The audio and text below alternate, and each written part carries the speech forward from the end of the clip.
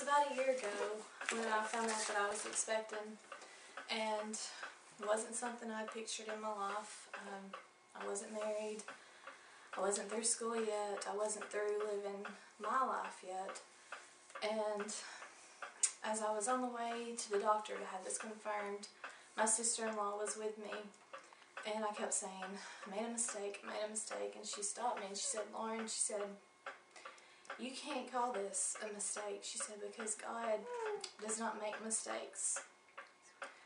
And she told me that being a mother was the most rewarding and best thing that I could do in life.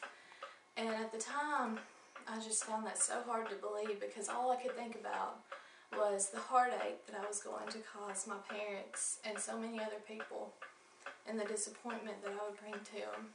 And I was praying just continually then, and just praying that I wasn't pregnant, praying that something was actually wrong with me to not be pregnant, and I was praying for God's will, but also telling Him, God, I'm not ready for a baby.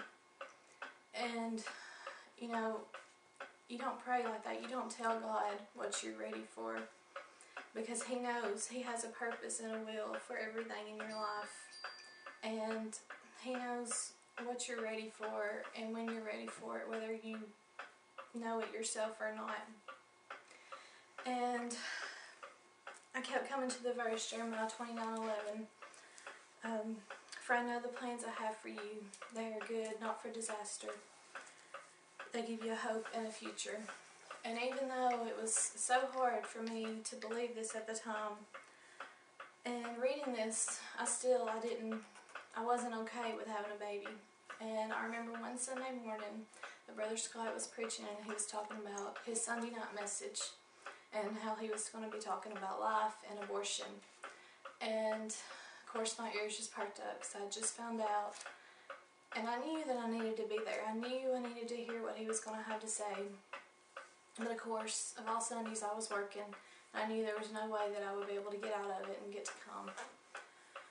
Well, the whole day at work, it just kept on my mind saying, you know, you need to be there, you need to get there.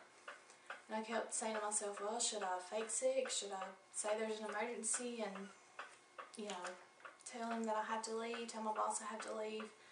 And God kept telling me, no, just tell him the truth. He'll understand, he'll let you go. So I did. I told him, I told my boss, I said, if you don't care, I'd like to leave a little early and go to my Sunday night service. There's a message I'd really like to hear, and I'd appreciate it if you would let me go. And of course, he said, okay, that's fine. So as I'm sitting in the service and I'm listening to Brother Scott and all the other people and their testimonies about all of these unplanned babies and how they had blessed their lives, it just made me realize that the choice to abort was not a choice. And I'm so thankful that I went to that and I heard everybody there. Because if I had not, there's a very well possibility that Sawyer wouldn't be here. And I'm so thankful for him and how he's blessed me. And I know he's here for a reason, and he's blessed so many other people already. And he brings such happiness and joy to my life. And I can't imagine my life without him now. And also kept coming across a verse in Psalms 139, 15 and 16. You watched me as I was being formed in utter seclusion, as I was woven together in the dark of the womb. You saw me before I was born. Every day of my life was recorded in your book. Every moment was laid out before a single day had passed. And I knew, just with that, God, you've given me this baby for a reason. And as I told my parents, as I finally found the courage to tell my parents, which was definitely all God, because there's no way I could have done it on my own.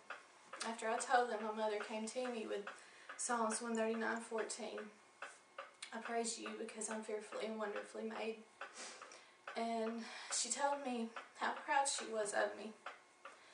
And I was thinking, I was like, how could my parents, how could they be proud of me at this time? How could they be proud? Here I am, I'm unmarried and expectant. How could that make them proud?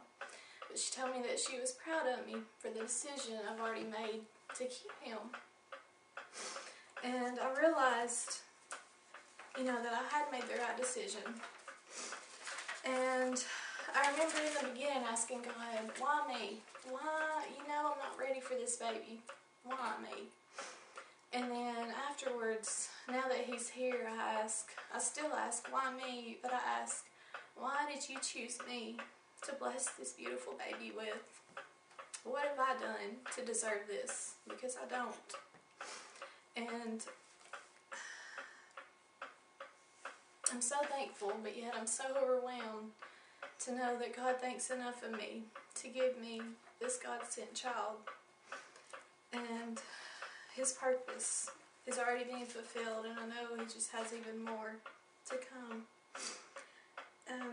He's truly special, and He's touched so many lives already.